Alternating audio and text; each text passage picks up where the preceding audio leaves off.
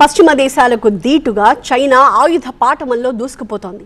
Drone టెక్నాలజీలో అమెరికాని తలదన్నే రీతిలో advanced drone mothership SS UAVని తయారు చేసింది. ప్రపంచంలోని అతిపెద్ద డ్రోన్ క్యారియర్గా పేరు పొందిన ఈ డ్రోన్ మదర్ శక్తి సామర్థ్యాలు, ఫీచర్స్ ఏంటో ఇప్పుడు చూద్దాం. అసలు పేరు SS UAV డ్రోన్ అయినప్పటికీ GOTM 9 స్కై అని మరో 2 పేర్లున్నాయి దీనికి. ఇది ఆకాశంలో ఎగురుతున్న యుద్ధ విమాన స్థావరాన్ని తలపిస్తుంది. ఈ డ్రోన్ నుంచి ఒకేసారి 100 డ్రోన్లను గాల్లోకి పంపగలిగే సామర్థ్యం దీని సొంతం. అందుకే ఇది డ్రోన్ మదర్షిప్ గా పిలువబడుతోంది. ఈ డ్రోన్ మదర్షిప్ అత్యధికంగా 15 టన్నుల లోడ్ తో టేకాఫ్ చేయగలదు. సింగిల్ జెట్ ఇంజిన్ తో ఉండి ట్రైసికల్ ల్యాండింగ్ గేర్ వ్యవస్థ కలిగి ఉంది. ఈ డ్రోన్ ముందరి భాగంలో ఎలక్ట్రో ఆప్టికల్ సెన్సార్ వ్యవస్థ, ఇన్ఫ్రారెడ్ కెమెరాలు అమర్చి ఉన్నాయి. ఈ డ్రోన్ రెక్కల పొడవు 25 మీటర్లు, 15,000 మీటర్ల ఎత్తులో క్రూజ్ చేయగలదు. 7,000 కిలోమీటర్ల దూరం ఏకధాటిగా ముందుకు సాగిపోవడం దీని ప్రత్యేకత. దీని గరిష్ట వేగం గంటకు 700 కిలోమీటర్లు. నిరంతరాయంగా 36 గంటలు గాల్లో ఎగరగలదు. శత్రు స్థావరాలు, లక్ష్యాలను ఖచ్చితంగా ఛేదించే సామర్థ్యం దీని సొంతం.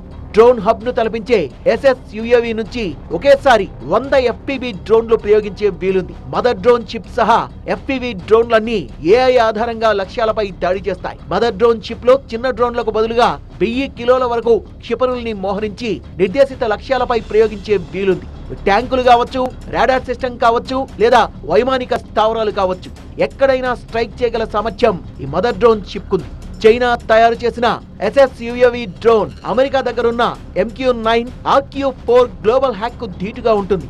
మాది శాంతియుత దేశం, మా సైనిక శక్తి దేశ రక్షణ కోసం మాత్రమే అంటున్న చైనా దక్షిణ చైనా సముద్రంలో తన ఆధిపత్యం పెంచుకునేందుకు ఈ డ్రోన్లను ఉపయోగించేందుకు సిద్ధంగా ఉంది. తైవాన్ మీద ఒత్తిడి పెంచేందుకు, US కు చెక్ పెట్టేందుకు ఈ డ్రోన్ మదర్షిప్ ను చైనా కీలక ఆయుధంగా వాడుకుంటుంది అనడంలో సందేహం లేదు. అమెరికాను సవాల్ చేస్తున్న చైనాతో భారత్ కు సైతం ఇబ్బందులున్నాయి. హిందూ మహాసముద్రంలో ఆధిపత్యం కోసం ప్రయత్నిస్తోంది డ్రాగన్ కంట్రీ.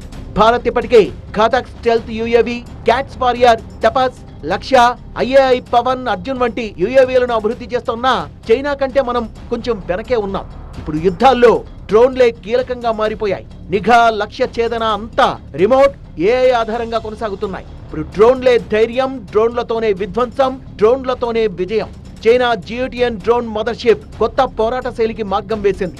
భారత్ ఈ విషయంలో మరిన్ని పరిశోధనలతో చైనాకు ధీటైన శక్తిగా ఎదగాల్సిన అవసరం ఆసన్నమైంది. ఎందుకంటే భవిష్యత్ యుద్ధాలు మానవులతో కాదు, రిమోట్ మిషన్లతో మాత్రమే జరగనున్నాయి.